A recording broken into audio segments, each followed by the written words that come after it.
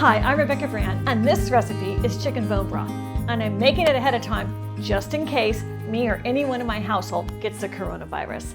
It is great to put it in the freezer so you have it. I'm making a special concentrated version, so it's not going to take up much freezer space. I made a chicken broth recipe for my YouTube channel and it went viral. I'm going to use some of that footage to explain how to make this, and I'm going to do it a little faster than I did with the original recipe. The ingredients for chicken bone broth is obviously our 2 chicken carcasses. I used a chicken that had baked, and then I took off all the meat and just saved the bones. The reason I do that is the chicken meat will get tough for as long as I'm going to cook those bones. You can use old leftover chicken for this, which I did. I was really particular in taking all the chicken off the bones. You don't have to be, but that's just my style. Because everything in that broth, you're just going to throw away. So just know that. You're going to be throwing away some of your chicken meat if you leave a lot on the carcass. I always save that chicken meat. I'll put it in a little bowl to add in later. Or if you have a lot extra, then it goes into sandwiches or even chicken enchiladas. Or freeze it. You also need carrots, celery, onion, parsley, garlic, bay leaves, and salt to taste. And you don't have to if you don't want to. But if you add 1/2 cup of vinegar, it helps to disintegrate the cartilage so you get more collagen. So I add the 1/2 cup of vinegar to the gallon of water at the very beginning of the recipe. And that's all the ingredients you need. And I use a really big pot to make this soup, like over a gallon, because you're not going to be eating the carrot, celery, or onions because they're going to be stewing in that chicken broth you're making. I don't even peel them, except maybe some of the outer skins for the onions, because that's going to color the broth in a very deep dark color. It's going to get dark enough. I don't need it to be brown. I turn that pot on high and it comes to a boil. And then after that, I turn it down to like a medium. That pot is filled up at the beginning at about a 1/2 pot of the water. I put all the rest of the vegetables in, which brings the water quantity up. So don't get too much water when you start this recipe or it's gonna boil over. Then you're gonna add enough water to make it about 3/4 of that pot. I want the steam to rise and to get out of this recipe because I want to boil it down. Now, here comes the tricky part. Here you see what it looked like when I was maybe 1 hour into the recipe. We see the color of it. It's beautiful yellow. We see the vegetables. They're still plump and big and pretty colors. Well, I needed to go to sleep.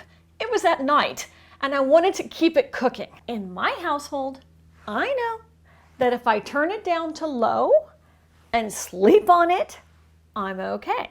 But that takes a big risk. I once forgot to turn it on low and I left the house. True story. And the firemen came and the neighbors came out and they thought I was in the house, which I wasn't. I came home to this big disaster at the house. It was quite a fiasco. I was very embarrassed because I am a YouTube cook. So don't do that. So now my soup had been cooking all night. This is what it looks like. Look at those vegetables. They're a little darker.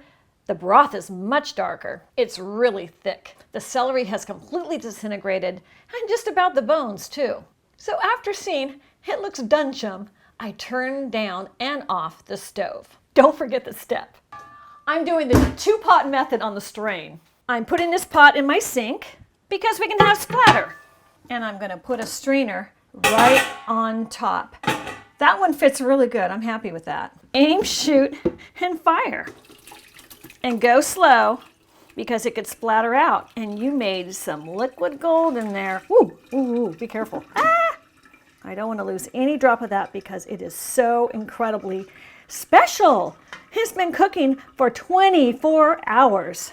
And everything in there has specialness. So I want to get all the drop. And that's going to take a while to strain down there. So give that a good 5 minutes and we're going to come back. It's been 5 minutes. Let's check this out, see what's going on. I'm still hearing it as I toss it go down, which is great. I'm not seeing many bones at all, man. Those really deteriorated. Wow.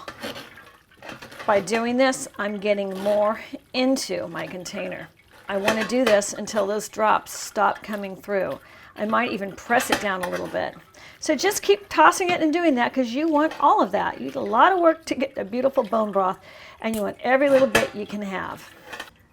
See, we're still getting a little more out. So toss it again like a salad and squish until there's no more leakage. And I'm just going to set this on top of a plate because for the next hour it might leak out. But we got to get on with the show.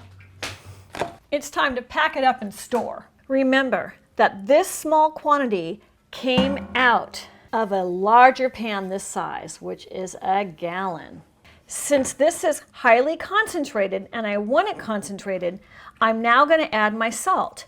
I'm adding 1 tablespoon of salt because it's going to reconstitute up. So in it goes. I'm going to stir that around because the whole point of this bone broth is to make it concentrated to fit in your freezer, especially for the coronavirus, because your freezer space is going to be at a premium if you stock up. Please see all of my videos on what to make a list for and what to buy and where I go to buy it to get the best deals. I go to many stores because some stores are just better deals on one thing than another. That is how thick it is. Can you see how rich that is? Wow. And look at that. Wow. And I'm going to taste a spoonful just so I can describe what you should be tasting in your home. That's incredible. And it's so not too salty. So when you make it and dilute it, you're probably going to want to add salt. But many people are on a really low salt diet, so you can do what you like. So let me fill my freezer containers up. And the dilution factor is this. We had 1/3 a pot, so it's 1 cup of bone broth to 2 more cups of water. So you could do that in the method that you store. I'm pretty good at eyeballing it, so I'm just going to fill this container up with bone broth. And there's 2 cups because I plan on making a big pot of soup during the coronavirus. You need to leave a little room on top because it's going to expand. That's good enough for me, and I know it's 2 cups. Lid on. And that's how much that came off the plate. I'm saving that too. And I'm pouring the rest in a measuring cup so we can see how much we made today. Whoops. So in total, we have 1, 2, 3, 4, 5, and a little extra cups of reduced bone broth for you to store. I've got a ton of chicken recipes on my channel. I hope you search and find them. And you can watch that full episode of bone broth. It's a lot of fun. Make sure you comment and subscribe to my channel, and you need to ring the notification bell on my channel because every day I'm loading up a coronavirus special and maybe some other stuff. I'm Rebecca Brand. Subscribe to my channel and let's keep making great recipes in life. And chicken bone broth may be an essential if you happen to get a cold of any type. See you next time.